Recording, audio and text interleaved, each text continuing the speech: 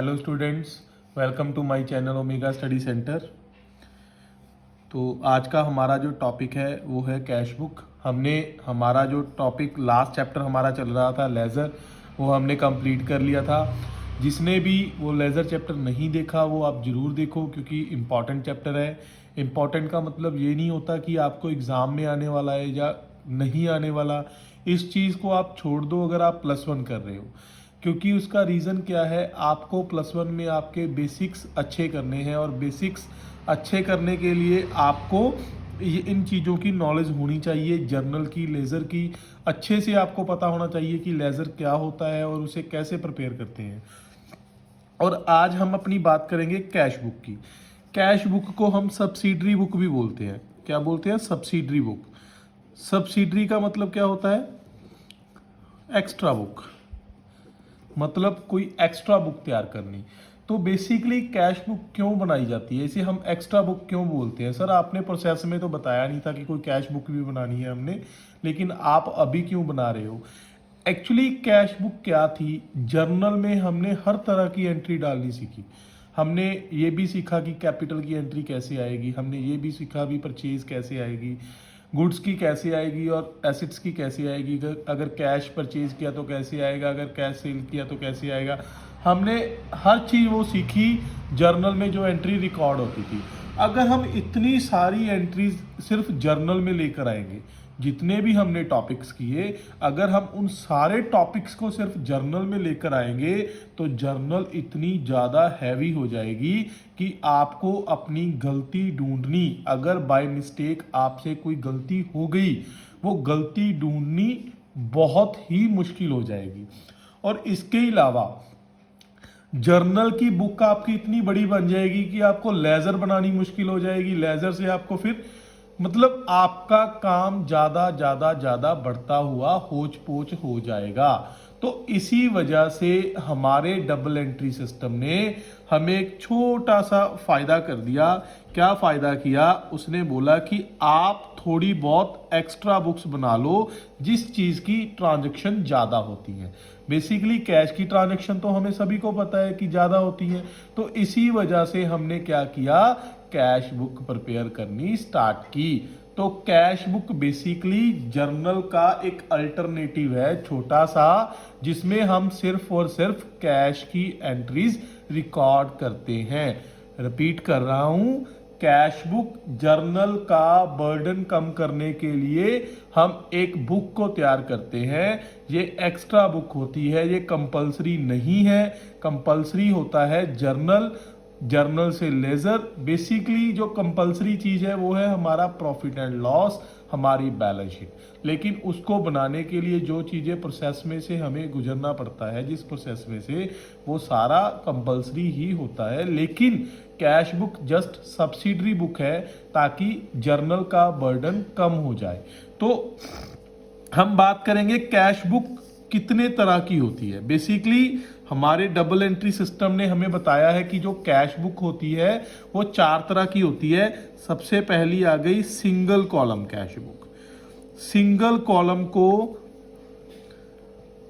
Cash book हम simple cash book भी बोलते हैं। हम आज सिंगल कॉलम कैश बुक करेंगे भी, सिंपल कैश बुक भी बोलते हैं इसे। नंबर सेकंड आ गई double column, double column cash book. And number third आ गई triple column cash book. And number fourth आ गई petty cash book. Petty cash book भी 2 तरह की होती है, एक एनालिटिकल, एक नॉन एनालिटिकल। बेसिकली ये कैसी होती हैं, इसमें क्या क्या बनेगा, सारा कुछ हम जब हम जो टॉपिक करेंगे, मतलब जो कॉलम वाली बुक करेंगे, जो टाइप हम इसकी कैश बुक की करेंगे, हम तब समझेंगे। फिलहाल हमने जो समझना है, हमारा आज का टॉपिक है सिंगल कॉलम कैश बुक। तो आज हमने क्या स्टार्ट करना है, सिंगल कॉलम कैश बुक।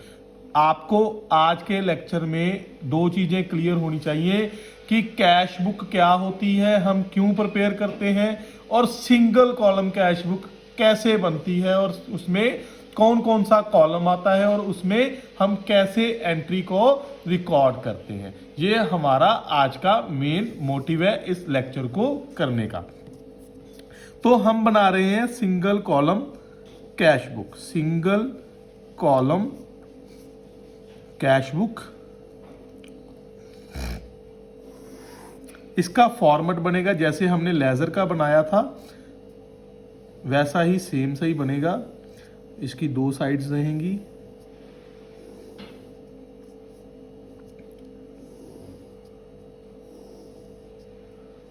सिर्फ एक कॉलम का फर्क आएगा, बाकी सारा सेम रहेगा। डेट, पर्टिकुलर्स, LF, यहां पर मैंने JF लिखा था जब हम लेजर बना रहे थे, लेकिन यहां पर हम LF लिखेंगे। अमाउंट, फिर डेट, फिर पर्टिकुलर्स एंड फिर LF एंड फिर अमाउंट। ठीक है, ये बन गया हमारा फॉर्मेट। तो कैश बुक बना रहे हैं, मैंने आपको बताया इसमें हमने सिर्फ और सिर्फ कौन सी एंट्री देखनी है, ओनली कैश की एंट्री देखनी है। तो कैश कौन से रूल को बिलोंग करता है, जो रूल हमने जर्नल में सीखे थे। अगर आपने वो लेक्चर नहीं देखा आप जरूर देखो, क्योंकि रियल, नॉमिनल, पर्सनल जिसको नहीं आता उसको अकाउंटेंसी नहीं आता। दोनों चीजें करनी जरूरी है, उन रूल्स का रट्टा लगाना भी जरूरी है ताकि आपको अच्छे से पता हो कि कौन सा रूल क्या है। और नंबर सेकंड, उसको समझना भी बहुत जरूरी है कि ये रूल अप्लाई कैसे होते हैं। ठीक है, तो आज हमने जो रूल अप्लाई करना है वो कैश के अकॉर्डिंग करना है। कैश का रूल क्या होता है, रियल रूल होता है। रियल के अकॉर्डिंग क्या होता है, debit what comes in, credit what goes out. अगर कोई चीज आ रही है हमने क्या करनी है, डेबिट करनी है, और अगर कोई चीज हमारे पास से जा रही है तो हमने उसे क्या करना है, क्रेडिट करना है। तो बेसिकली डेबिट साइड ये होती है, क्रेडिट साइड ये होती है। हमने पहले भी पढ़ा है कि लेफ्ट साइड को हम डेबिट बोलते हैं और राइट साइड को क्रेडिट बोलते हैं, और इसकी डेफिनेशन भी यही है, मीनिंग भी यही है। इसकी प्रॉपर पर्टिकुलर डेफिनेशन कोई नहीं है डेबिट और क्रेडिट की, जस्ट और जस्ट ये कोडिंग है, मैंने आपको पहले भी बताया है। और इसका एक्चुअल मीनिंग कोई नहीं, सिर्फ यही बोलते हैं कि लेफ्ट साइड को हम डेबिट और राइट साइड को हम क्रेडिट बोलते हैं। तो हमें अपना रूल तो याद आ गया सर, रियल वाला, कि debit what comes in, credit what goes out. बस वही अप्लाई हमने यहां पर करना है कि अगर हमारे पास पैसा आएगा तो हमने डेबिट साइड रिकॉर्ड करना है, और अगर जाएगा तो हमने क्रेडिट साइड रिकॉर्ड करना है। तो मैं एक क्वेश्चन के साथ हम स्टार्ट करते हैं। मैं आपके लिए क्वेश्चन लेकर आता हूं। क्वेश्चन चैप्टर मैंने खोला कैश बुक। देखिए, जब मैं चैप्टर भी खोल रहा हूं ना, चैप्टर के स्टार्टिंग में भी जो लिखा हुआ है subsidiary book, cash book. Subsidiary मतलब एक्स्ट्रा बुक, जो मैंने बताया आपको कि ये दो तरह की होती है, सॉरी एक्स्ट्रा बुक होती है, जर्नल की जगह पर इसे बनाया जाता है। तो मैंने अपना पहला क्वेश्चन खोला और इसकी हेडिंग भी क्या लिखी हुई है, simple cash book. Simple cash book लिखा हुआ है और हमने पहला क्वेश्चन पढ़ना है। हम सेकंड कर लेते हैं, आपको अच्छे से दिख जाएगा वीडियो में। सेकंड क्वेश्चन कर रहे हैं हम। Enter the following transaction in single column cash book of Sardar Singh and balance the same on the last day of the month. हमने ये entry single column cash book में रिकॉर्ड करनी है और एक एक करके करनी है। और वो बोल रहे हैं लास्ट में, मंथ के लास्ट में उन्हें बैलेंस भी पता करना है कि कितना बैलेंस रह गया। आपको याद आया कुछ बैलेंस का नाम सुनकर? मैंने कुछ बताया था आपको, बैलेंसिंग। बैलेंसिंग का मतलब क्या था, कैरी डाउन, ब्रॉड डाउन। मतलब इसमें भी हमने carry down and brought down करना है। तो हमने अपने क्वेश्चन की फर्स्ट एंट्री पढ़ी जो है Jan 1 की 2018 का इन्होंने ईयर दिया हुआ है। Cash in hand.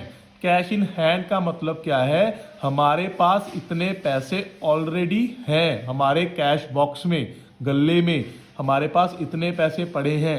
या इसे कैश एट ऑफिस भी लिखा हो सकता है, जैसे नीचे इन्होंने क्वेश्चन में दिया हुआ है। कैश इन हैंड भी, कैश एट ऑफिस, कैश या हमें कब बिजनेस कमेंस करने की एंट्री आ जाती। तो नॉर्मली आप एक चीज को समझो कि आपको जो इनिशियल एंट्री होगी मोस्टली ऐसी ही दी होगी, cash in hand, cash at office, कुछ भी ऐसा हो सकता है, या कैश एट कैश बॉक्स कि हमारे गले में इतने पैसे पड़े हैं। तो हमने करना क्या है, 2018 का हमारा ईयर है और डेट कौन सी है, Jan 1। Jan 1 मैंने लिखी, to balance brought down, to balance brought down कितना, 5100।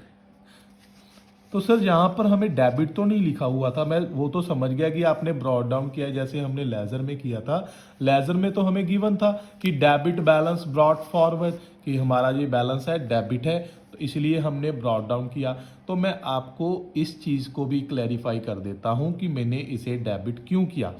कैश का बैलेंस हमेशा डेबिट ही रहेगा, उसका कारण क्या है उसे समझो आप अच्छे से। डेबिट साइड हम पैसा कब लिखते हैं, जब हमारे पास आता है, और क्रेडिट साइड हम कब लिखते हैं, जब हमारे पास से पैसा जाता है। अगर आपके पापा ने आपको 1000 रुपीज़ दिए, आपने इधर रिकॉर्ड कर लिया कि मेरे पास जी 1000 आ गया, तो आप या तो 1000 पूरा खर्च कर दोगे, या 900 खर्च करोगे, या 950 करोगे, या 500 करोगे, या 100 करोगे। ये तो नहीं है आप 1100 खर्च कर दोगे, मतलब ये तो हो नहीं सकता कि जितने पैसे आपके पास है उससे ज़्यादा कभी खर्च हो जाए।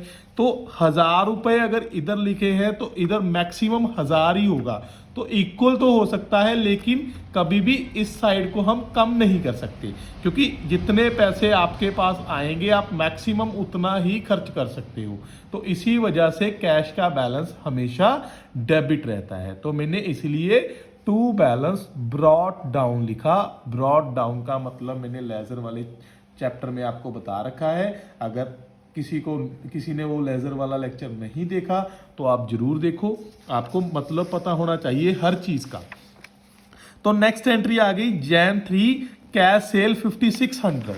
हमने कैश सेल किया मतलब सेल किया, सेल किया मतलब पैसा आया, पैसा आया तो हमने किस साइड लिखना है, डेबिट साइड पर, टू सेल्स 5300।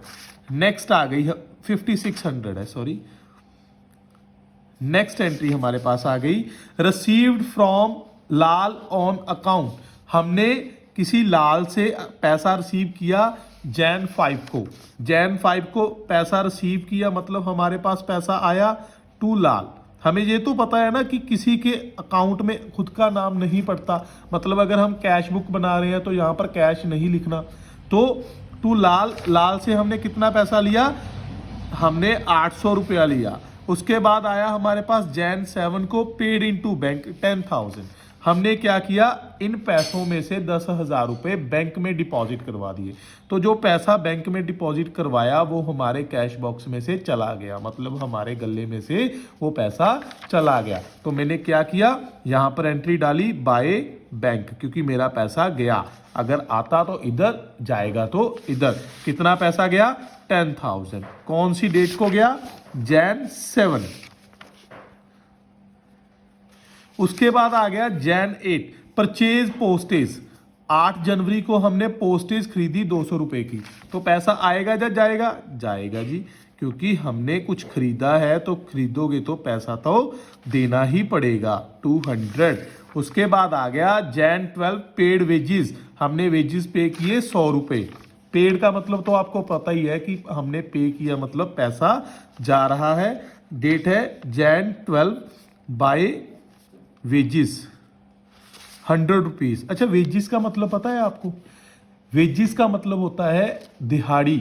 दिहाड़ी का मतलब क्या होता है, जो लेबर क्लास में हमारे पास वर्कर होते हैं, मतलब जिनको हम जो पैसा देते हैं, सैलरी, जिसे हम सैलरी बोलते हैं ना, नॉर्मली सैलरी होती है एम्प्लॉयज़ के लिए जो मंथली लेते हैं, और जो डेली बेसिस पर लेते हैं उसे हम क्या बोलते हैं, वेजेस बोलते हैं। ठीक है, तो उसके बाद हमारे पास आ गया रिसीव्ड इंटरेस्ट ऑन इन्वेस्टमेंट।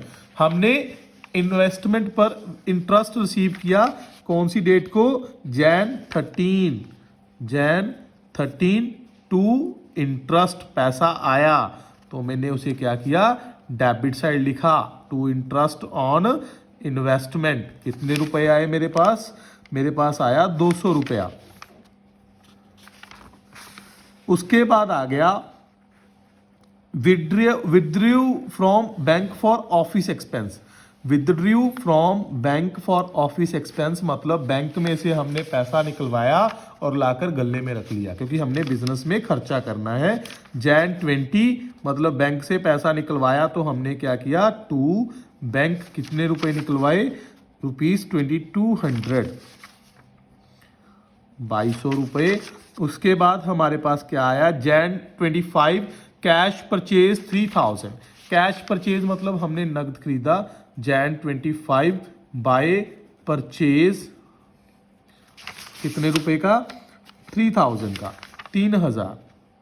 उसके बाद हमारे पास आ गया Jan 26 कैश सेल। हमने कैश सेल किया कितने का, 2400 रुपए का। 26 जनवरी को हमारे पास पैसा आया Jan 26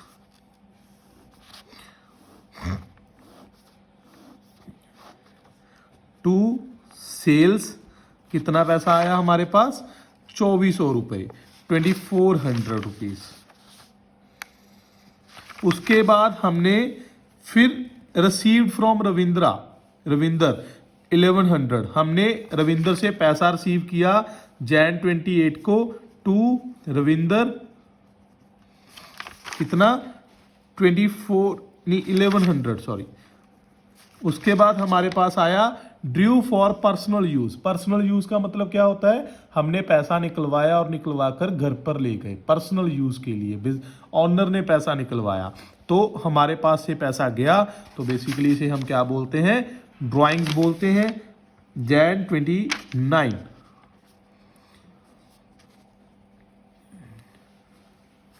कितने रुपए, 900 रुपया। उसके बाद मैं अभी आपको ये एंट्री थोड़ी सी अच्छे से समझाऊंगा, आपको समझनी है। बाई चांस इस क्वेश्चन में आ गई, हर क्वेश्चन में ये एंट्री नहीं होती, और अच्छा ही हुआ मैं आपको अभी ही क्लियर करवा दूंगा ये एंट्री क्या है। Deposit into bank all cash in excess of 1000। क्या हुआ, हमें क्या बोला हुआ है कि आप क्या करो, डिपॉजिट इनटू बैंक, बैंक में पैसा जमा करवाओ, ऑल कैश सारा पैसा, इन एक्सेस ऑफ 1000, जो भी 1000 से ज्यादा हमारे पास पैसा पड़ा है वो आप जाकर बैंक में डिपॉजिट करवा दो। तो हमारे पास कितना पैसा पड़ा है हमें चेक करना पड़ेगा। पहले तो हमारे पास कितना पैसा पड़ा है, देखो 5600 हमारे पास, 5600 हमारे पास ओपनिंग बैलेंस था, 5100, और उसके बाद 5600 हमारे पास सेल का आया। फिर 800 रुपया हमें लाल ने दिया, फिर उसके बाद 200 रुपया हमने इंटरेस्ट का रिसीव किया, 2200 रुपये हमारे पास फिर आए बैंक से, फिर 2400 रुपया हमारे पास फिर आया, फिर हमारे पास 1100 आ गया। तो टोटल पैसे हमारे पास कितने आए, 17,400। टोटल पैसा कितना आया, 17,400। उसके बाद मैंने खर्च क्या किया, 10,200, 10,300, 13,300, 14,200 रुपया मैंने टोटल खर्च कर दिया। मैंने इस साइड का टोटल कर लिया, आपने दोनों साइड का टोटल कर लेना है।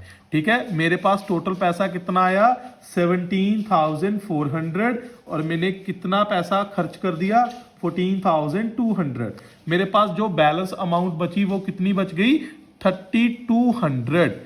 अभी 3200 रुपया मैं बताता हूं आपको, 3,200 रुपए मेरे पास पड़े हैं। तो इन्होंने मुझे एंट्री क्या दी कि आप सारा पैसा उठाकर बैंक में डिपॉजिट करवा दो जो 1000 से ज्यादा है। मतलब 1000 से ज्यादा कितना है मेरे पास, 2200 रुपए, 2200 मैंने क्या करना है, बैंक में डिपॉजिट करवाना है। मैं रिपीट करता हूं, इसी एंट्री को आपको अच्छे से समझना है। अगर फिर भी समझ नहीं आ रही, आप मेरे को मैसेज करो, मैं आपको क्लियर करवा दूंगा, कोई बड़ी बात नहीं है। लेकिन एंट्री जरूरी है, मैं बार बार बोल रहा हूं कि इन्होंने हमें क्या दिया, deposit into bank all cash in excess of 1000। आपके पास जितना भी पैसा पड़ा है उसमें से 1000 रुपये से ज़्यादा जितना पड़ा है वो सारा बैंक में डिपॉजिट करवा दो। जब आप समझो कि जितना पैसा पड़ा है उसमें से 1000 रुपये रखकर आप बैंक में सारा पैसा जमा करवा दो। हमारे पास पैसा आया कितना था 17,400, उसमें से हमने 14,200 खर्च कर दिया, हमारे पास से पैसा चला गया। हमारे पास बचा कितना 3200 में से हमने 1000 रुपये रखना ही है गले में, तो पीछे कितना बचा 2200, वो हम क्या करेंगे बैंक में डिपॉजिट करवा देंगे। तो यहाँ पर हम क्या लिखेंगे जैन 30 बाय बैंक कितने रुपए 2200 2200 रुपये। ठीक है, तो अभी हमने कैरी डाउन निकालना है। मैंने बताया था ना आपको कि कैरी डाउन कैसे निकलता है, मैंने लास्ट चैप्टर में बताया था। तो जैन 31 का महीना होता है, मैंने लास्ट डेट ऑफ मंथ को कैरी डाउन की एंट्री डालनी होती है। तो by balance carry down 1000। Sir आपको कैसे पता 1000, आपने कुछ कैलकुलेट तो किया नहीं। अरे भाई अभी तो कैलकुलेट किया कि 3200 में से 1000 रुपये रख ले, बाकी बैंक में जमा करवा दिए। पहले हमारा डिफरेंस कितना आ रहा था 3200, उसमें से 2200 हमने बैंक में डिपॉजिट करवा दिए, बैलेंस बच गया 1000। अगर आप फिर भी कैलकुलेट करना चाहते हो तो आप कैलकुलेट करके चेक कर सकते हो। हमारी दोनों साइड्स का टोटल कितना बन गया 17,400। और हमने अब क्या करना है नेक्स्ट मंथ की फर्स्ट डेट मतलब 1 फेब को बैलेंस को टू बैलेंस ब्रॉट डाउन कितने रुपए 1000। क्लियर बेटा, ये था हमारा topic cash book single column वाला। ठीक है, अगर फिर भी आपको किसी को दिक्कत आ रही है, वैसे कैश बुक में बहुत कम बच्चे होते हैं जिनको सिंगल कॉलम में दिक्कत आती है, फिर भी ये मत सोचना कि मैं उनमें से ना हूं जिनको दिक्कत आती है कम वाले बच्चों में। आप कभी भी पूछ सकते हो, क्योंकि अगर आपको अच्छे से समझ नहीं आएगा फर्स्ट टॉपिक ही, फिर आप उसके बाद वाले भी आपको जल्दी क्लियर नहीं हो पाएंगे। और ये चैप्टर इम्पॉर्टेंट सिर्फ सीखने के लिए नहीं है, ये आपके एग्जाम में भी पक्का आएगा, तो आपको अच्छे से करना है। अगर फिर भी आपको कोई प्रॉब्लम आ रही है, आप मेरे मोबाइल ऐप के थ्रू मेरे से कांटेक्ट कर सकते हो या व्हाट्सएप के थ्रू आप मुझसे कांटेक्ट कर सकते हो। मेरा नंबर यहाँ पर भी दिया हुआ है और मैं डिस्क्रिप्शन में भी दे देता हूँ। और अगर कोई किसी ने कोई मेरी पीछे वाली वीडियो देखनी है, +2 वाली वीडियो देखनी है, तो मैं उसके भी कुछ लिंक आपको डिस्क्रिप्शन में दे रहा हूँ। आप और साथ में आप मेरी वीडियो को लाइक और शेयर जरूर करते रहिए, क्योंकि थोड़ा सा इससे मोटिवेशन मिल जाती है और वीडियोस बनाने के लिए, और मेरे को पता चलता रहता है कि आपको वीडियो अच्छी लग रही है या नहीं लग रही। अगर आपको वीडियो अच्छी नहीं भी लग रही तो आप प्लीज़ कमेंट बॉक्स में ज़रूर बताओ कि हमें सर ये वीडियो अच्छी नहीं लगी, ताकि मैं अपनी कमियों को दूर कर सकूं। Thank you students.